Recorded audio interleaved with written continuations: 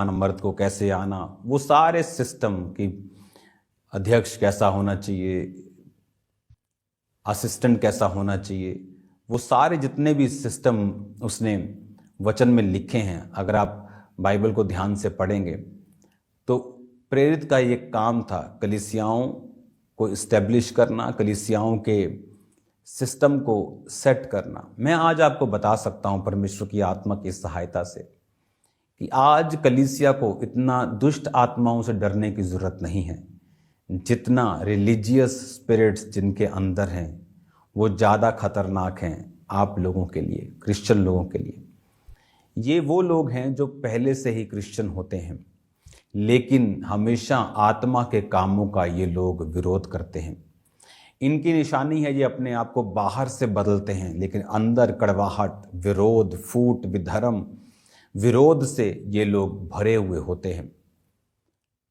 अगर आप बाइबल को पढ़ेंगे, ये स्पिरिट्स जो थी जो सदूकियों और फरीसियों के अंदर, आज बहुत से लोग हैं जो बहस करते हैं क्या चर्च में नाच कर वर्शिप करनी चाहिए। वचन क्या कहता है? हमें किसी के कहने पर करनी नहीं चाहिए, किसी के कहने पे बंद नहीं करनी चाहिए। वचन क्या कहता है? अगर हम भजन संहिता लास्ट अध्याय 150 पढ़ें तो उसमें लिखा यह की यानी यहोवा की स्तुति करो, परमेश्वर के पवित्र स्थान में उसकी स्तुति करो, उसकी सामर्थ्य से भरे हुए आकाश मंडल में उसकी स्तुति करो, उसके पराक्रमों के कामों के कारण उसकी स्तुति करो, उसकी अत्यंत बढ़ाई के अनुसार उसकी स्तुति करो, नरसिंगा फूंकते हुए उसकी स्तुति करो, सारंगी वीणा बजाते हुए उसकी स्तुति करो, डफ बजाते नाचते हुए उसकी स्तुति करो, तार वाले बाजे और बांसुली बजाते हुए उसकी स्तुति करो, ऊंचे शब्दावली झांझ, कीबोर्ड, आनंद के महाशब्दावली झांझ, हाँ, जितने प्राणी हैं सब के सब यह की स्तुति करेगा। था डफ बजाते और नाचते हुए। आपने डफ को ऐसे ऐसे बजते तो कभी देखा नहीं होगा। डफ तो फिर पूरा बजता है खड़ाकेदार। ढोल आपने कभी, बाइबल कहती है सेम स्पिरिट शाऊल की बेटी के अंदर थी, और जब दाऊद परमेश्वर के लिए नाचा तो उसे बुरा लगा और उसने कहा तू क्यों लेडीज की तरह, कंजरियों लिखा एक जगह पे, क्यों नचनियों की तरह तू नाच रहा था। परमेश्वर की उपस्थिति में जब तू नाच रहा था, तेरे कपड़े इधर उधर हो रहे, तेरे टांगे दिख रही, तेरे शरीर दिख रहा था, तू बुरा लग रहा था। उसने कहा वो परमेश्वर जिसने तेरे पिता का सिंहासन मुझे दिया और मुझे और भी बहुत कुछ देने वाला है, मैं अपने आप को नीचा करूंगा। आपको ये धार्मिक आत्माओं से बच के रहना है, जो होते तो क्रिश्चियन ही हैं, लेकिन आपकी लाइफ की बरकत और ब्लेसिंग्स को खत्म करने की कोशिश करते हैं। जब शैतान आपको देख लेता है कि आप मसीही हैं और वो आपकी लाइफ में कुछ बड़ा नहीं कर सकता, आपको मसीह से दूर नहीं कर सकता, आपको वचन का ज्ञान हो चुका है, आपको प्रकाश हो चुका है, आप जीसस क्राइस्ट को समझना शुरू हो चुके हैं, आपको मालूम हो गया है कि ये जीवित परमेश्वर है, फिर वो गलत डॉक्ट्रिन के साथ आपकी लाइफ में एंटर करता है, गलत शिक्षा के साथ एंटर करता है। मैंने बहुत सारे, एक नहीं, मैं आपको लोग मिलवा सकता हूं जो लोग आकर मुझसे मिले हैं और उन्होंने कहा है जब से मेरा बेटा मेरी बेटी किसी के पास बाइबल स्टडी करने के लिए गई है, तब से वो मुझसे बात नहीं करती, तब से वो हीलिंग पे बिलीव नहीं करती, तब से वो डिलीवरेंस पे करने बाइबल स्टडी गई है। लेकिन एक धार्मिक आत्मा ने, स्पिरिट ऑफ रिलीजियन, धार्मिक नहीं बोल सकते, धर्म की स्पिरिट है जिसके अंदर, जो अभी भी क्रिश्चियन धर्म को फॉलो कर रहे हैं सदूकियों की तरह और फरीसियों की तरह। और उसने कहा कि बहुत सी टेस्टिमनीज मेरे पास है कि जब, और खासकर बेटियां, कि जब से वो गई है, उसने टीचिंग ली है, तब से वो बिलीव नहीं करती, तब से वो मुझसे बात नहीं करती। इमेजिन करो, देने वाले टीचिंग क्रिश्चियन, लेकिन कौन सी आत्मा के? पवित्र आत्मा के नीचे नहीं, धर्म की आत्मा के नीचे। जब आप धर्म की आत्मा के नीचे होते हैं तब आप जजमेंट करते हैं, आप कपड़ों का ध्यान रखते हैं, बाहरी पवित्रताई, लेकिन अंदर क्रोध, ईर्ष्या, जेलसी, विरोध, फूट, विधर्म, सब चीजें होती हैं। अब यहां पे क्या लिखा? भजन संहिता, परमेश्वर के पवित्र स्थान में उसकी स्तुति करो। कौन सा पवित्र स्थान? आपका प्रेयर रूम, चर्च, खुदावंद की प्रेजेंस जहां पे है। हाँ, डफ बजाते और नाचते हुए उसकी स्तुति करो। शैतान को तब भी पसंद नहीं था। कब? शाऊल की बेटी कहती, तू बड़ा बेकार लगता था जब तू नाच रहा था। हाँ, शैतान को तब भी नाचकर वर्शिप करना पसंद नहीं था, क्योंकि शैतान एक वर्शिपर था। उसे वर्शिप करने की महत्वता के बारे में मालूम है। उसे मालूम है जब एक व्यक्ति वर्शिप करता है तो कौन सी ब्लेसिंग्स के नीचे परमेश्वर उसको रखता है, किस तरह के बंधन उसकी जिंदगी से टूटते हैं।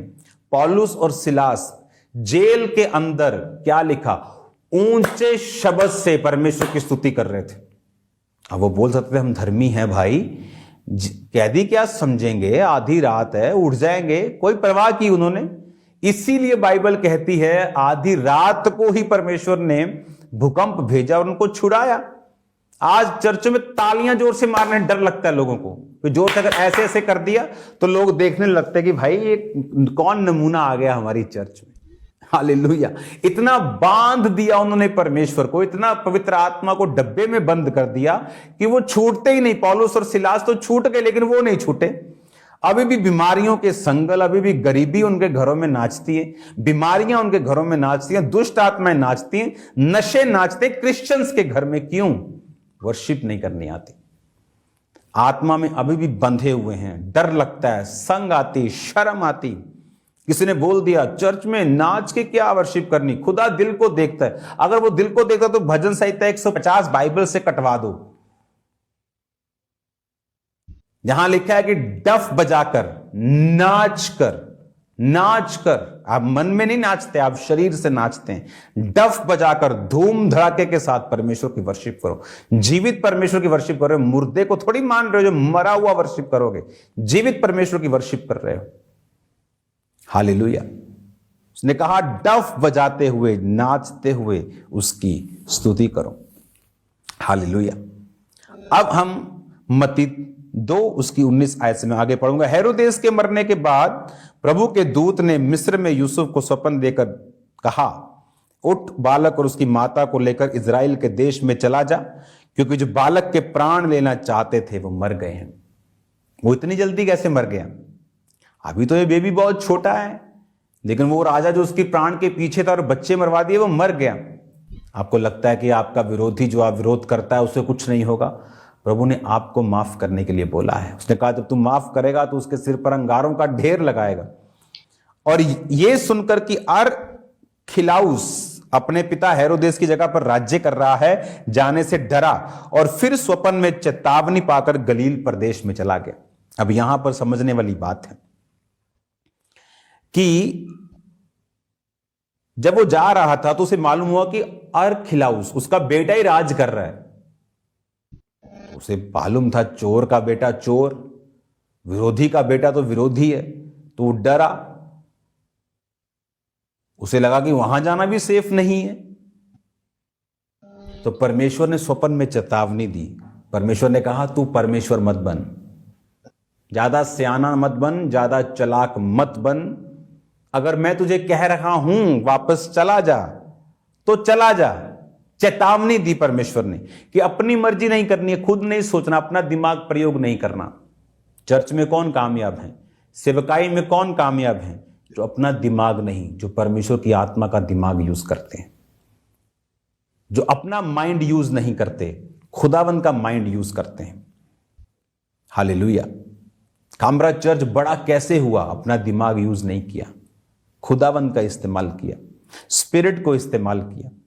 टेंटों में चर्च लगाई, बारिश में वहां रहे, धूप में वहां रहे, लग्जरी भवन बना के नहीं बैठे 500-700, 1000, 2000 में।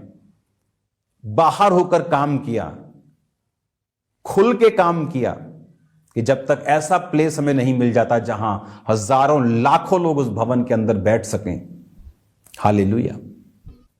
क्या लिखा परमेश्वर ने? उसने कहा चेतावनी उसको दी। क्या चेतावनी? कि अपना दिमाग मत लगा। अगर तुझे बोला है, जब तुझे बोला था कि हेरोदेस मरवाना चाहता है, यहां से मिस्र चला जा, तो चला जा।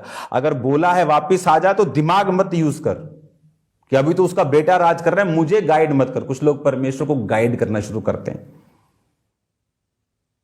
उन्हें ये नहीं मालूम कि बाइबल कहती आत्मा हवा की तरह है, तुम नहीं जानते हवा किधर को आती और किधर को जाती है।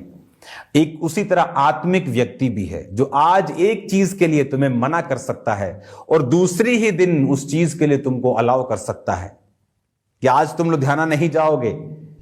बोला नहीं नहीं, पापा ने बोला लुधियाना नहीं जाना। कल पापा बोलते लुधियाना जाओ। ये क्या हुआ? कल आप बोलते थे। परमेश्वर का कमांड किस समय पे आपकी लाइफ में आएगा, आत्मिक व्यक्ति इस बात को समझते हैं। उसने कहा स्वप्न में चेतावनी पाकर फिर वो गलील प्रदेश में गया, नासरत नामक नगर में जा बसा, ताकि वचन पूरा हो जो भविष्यद्वक्ताओं के द्वारा कहा गया था कि वो नासरी कहलाएगा। हालेलुया। आप देखते कितना, अभी हम दूसरे बाब पर हैं, कितनी बार यह आ गया। वचन में लिखा है कि इमैनुअल उसका नाम रखा जाएगा। वचन में लिखा था कि कुंवारी गर्भवती होगी। वचन में लिखा था कि वो मिस्र से मैंने अपने पुत्र को बुलाया, वो पूरा हो। वचन में लिखा था वो नासरी कहलाएगा। हालेलुया।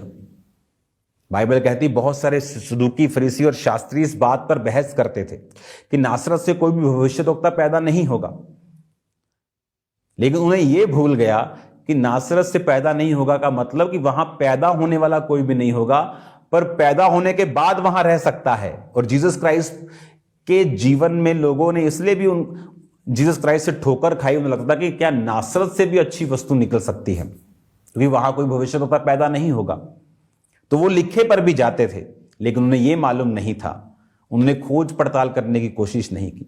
आज लोग कुछ उल्टा सीधा सुन लेते हैं, लेकिन अंदर की तह में नहीं जाते।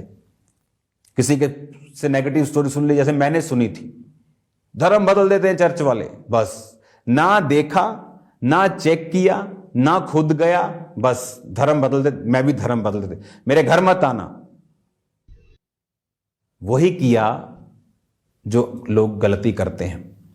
लेकिन मैंने बरकत को पाया जब मैं जाकर देखा कि क्या सचमुच धर्म बदलते हैं? नहीं। क्या सचमुच गलत काम होते हैं? नहीं। क्या सचमुच गलत तरीके के साथ धर्म बदला जाता है, लालच दिया जाता है? नहीं। मुझे तो कोई पैसा नहीं मिला धर्म बदलने का। अगर कोई हो तो मुझे बताओ, दिलवा दो, चर्च में लगा देंगे। ये धर्म बदलने वाली वो कहानी है कि आज तक टीवी पे आता है, यूएफओ देखा, यूएफओ देखा, अमेरिका के पास एलियंस है, लेकिन है देखा किसी ने नहीं, क्योंकि वो है ही नहीं। कोई एलियंस नहीं है। परमेश्वर ने इंसान को बनाया, आपको बनाया। ये किताबों में जिस तरह धर्म परिवर्तन की स्टोरीज बनी है, वैसे एलियंस की स्टोरीज बनी है। हालेलुया। वैसे ही एलियंस हैं, जैसे धर्म परिवर्तन है वैसे एलियंस भी हैं कि बेबुनियाद देखी दिखाई एडिटिंग की हुई बातें किसी नतीजे पे नहीं पहुंचा सकती। और अब यहां पर उसको इंस्ट्रक्शन मिलती है कि वहां मत जाना। और बाइबल कहती है वो अपने दिमाग को फिर उसने त्यागा कि मुझे खुदा की ही सुननी है। अगर परमेश्वर भेज रहा है तो वो मेरी सुरक्षा भी रखेगा। वहां पे वो गया, नासरत नामक नगर में जा बसा। क्यों? ताकि प्रोफेटिक वर्ड पूरा हो कि वो नासरी कहलाएगा। हालेलुया। 3 अध्याय 1 आयत। उन दिनों में यूहन्ना बपतिस्मा देने वाला आकर यहूदिया के जंगल में प्रचार करने लगा, मन फिराओ क्योंकि परमेश्वर का राज्य निकट आ गया। ये वही है जिसकी चर्चा यशायाह भविष्यद्वक्ता के द्वारा की गई थी। जंगल में पुकारने वाले का शब्द हो रहा है कि प्रभु का मार्ग तैयार करो, उसकी सड़कें सीधी करो। अब यहां पर लिखा हुआ है, 4 आयत भी पढ़ेंगे। तब यूहन्ना ऊंट के रोम का वस्त्र पहने था, अपनी कमर में चमड़े का कटिबंध बांधे हुए था, उसका भोजन टिड्डियां और वन मधु था। अब आपने ये बात को समझ लिया कि बार बार वचन को पूरा किया गया। भविष्यद्वक्ताओं की पुस्तक में मैनुअल के बारे में लिखा था, कुंवारी गर्भवती होगी लिखा था। मत्ती 2:15 में हेरोदेस के मरने तक वही रहा, इसलिए वह वचन जो प्रभु के भविष्यद्वक्ता ने कहा था पूरा हो कि मैंने अपने पुत्र को बुलाया। भविष्यद्वक्ता ने कहा था कि मैंने अपने पुत्र को मिस्र से बुलाया, वचन पूरा हो। नीचे वो नासरत नामक नगर में जा बसा ताकि वे वचन पूरा हो जो भविष्यद्वक्ताओं के द्वारा कहा गया था कि वो नासरी कहे। कौन कह रहा है? भविष्यद्वक्ता। किसकी सहायता से? अपनी मर्जी से, आत्मा की सहायता से। एक एक बाइबल का वचन पूरा हुआ। खुदा अपनी टाइमिंग से उसको लेके आ रहा है। मिस्र जाने की टाइमिंग थी, नासरत में रहने की टाइमिंग थी, नासरत से बाहर आने की टाइमिंग थी, प्रीचिंग शुरू करने की टाइमिंग थी, क्रॉस पर चढ़ने की टाइमिंग थी, पवित्र आत्मा उतरने की टाइमिंग थी, कलीसिया का प्रचार करने की टाइमिंग थी, बिखरने की टाइमिंग थी ताकि दूसरी जगहों पे पहुंच सके। और आपको लगता है आपका वीजा नहीं आ रहा, परमेश्वर को टाइमिंग नहीं मालूम। आपको लगता है आपकी लाइफ में ये काम नहीं हो रहा, परमेश्वर को टाइमिंग नहीं मालूम। वो टाइमिंग से बाहर है, उसको सब पता है। वो आपको आशीष देगा, वो आपको बरकत देगा। बने रहो, अड़े रहो, खड़े रहो। वो आपको सेम नहीं छोड़ेगा यीशु मसीह के सामर्थी नाम में। आप सेम नहीं होंगे इन जीसस ने। वो आपकी लाइफ को सेम नहीं रहने देगा। आप बरकतों को पाएंगे। आप परमेश्वर की योजनाओं के नीचे हैं, आप आशीषों को देखेंगे। उसमें बने रहें, उसमें खड़े रहें। शाम को प्रेयर माउंटेन की प्रेयर्स को अटेंड करना नहीं भूलना। संडे बड़ी मीटिंग अटेंड करना नहीं भूलना। खुदावंद आपको छुएंगे, डिलीवर करेंगे। आप सेम नहीं रहेंगे, आपकी लाइफ सेम नहीं होगी। जितने लोग आज पहली बार इस प्रार्थना को देख रहे हैं, अपनी आंखों को बंद करके मेरे पीछे बोलें, प्रभु यीशु मैं पापी हूं, मुझे माफ करें।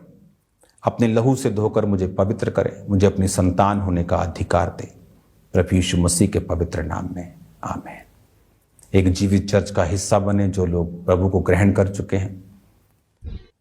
जिस तरह स्कूल कॉलेज जाना जरूरी है, एक जीवित चर्च अटेंड करना जरूरी है।